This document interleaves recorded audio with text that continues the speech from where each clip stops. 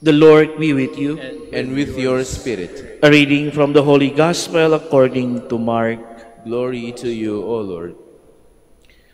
Jesus said to the crowds, "This is how it is with the kingdom of God. It is as if a man were to scatter seed on the land, and would sleep and rise night and day, and the seed would sprout and grow. He knows not how. Of its own accord the land yield fruit, first the blade, then the ear, then the full grain of the ear. And when the grain is ripe, he wilt and stickle at once, for the harvest has come." He said, "To what shall we compare the kingdom of God? Or what parable can we use for it?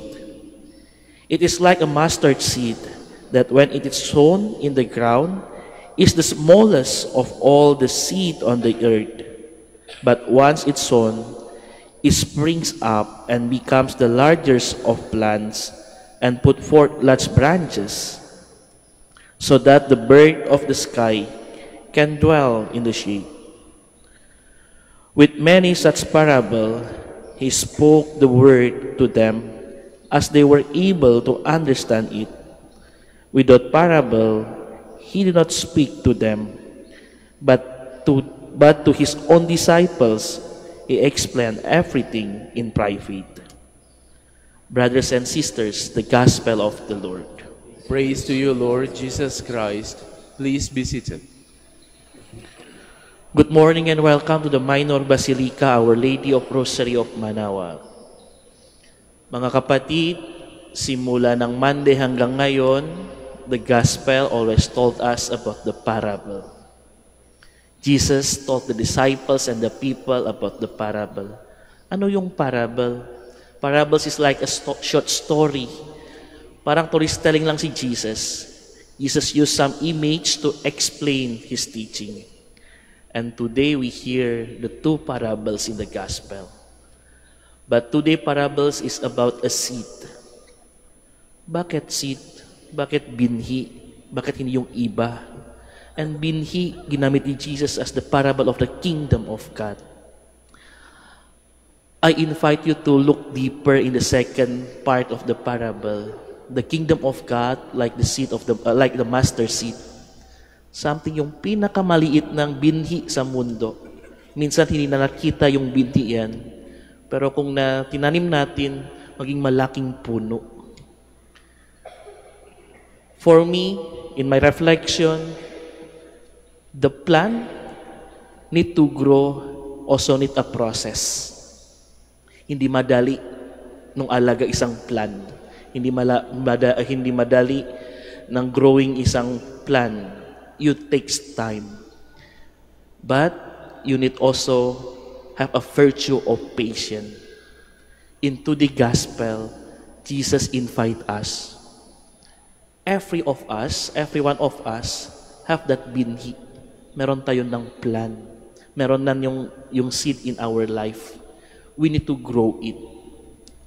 Pero again, takes time. Hindi madali. Hindi mabilisan. We need to enjoy every step and every process in our life.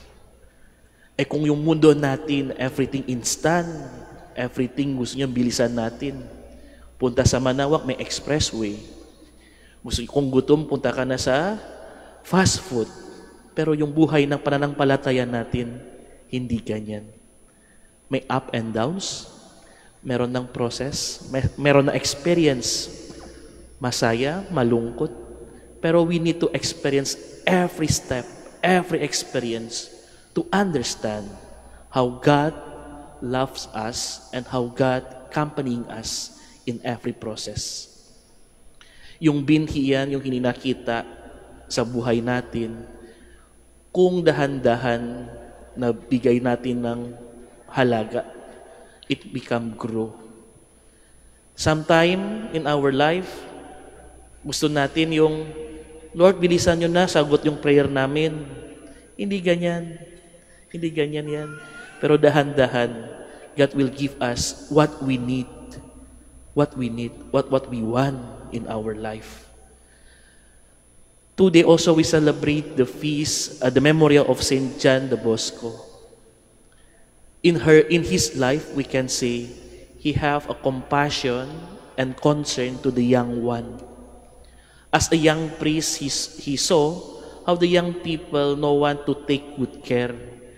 During panahon ni Saint John de Bosco, dami yung mga mga youth in the prison. That's why yung compassion ni Saint John Bosco, he saw the need during that time. Again, Saint John Bosco, hindi sa simula ng malaking bagay. Yung ginawa ni Saint John Bosco, he go to prison, he talk with the young one. Again, start with something small. Start with something insignificant. But in the end, this young one returned to the Lord and changed the moral life. Mga kapatid, in this Mass, we ask the Lord to grow the seed in our life, to grow this faith in our life. Start from the small things. And we believe when we walk with the Lord, when we give the time for the Lord to grow it in our life, may panahon yan, yung binhi maging malaki sa buhay natin. And we pray so the Lord always shower the good fertiles in our life. Amen.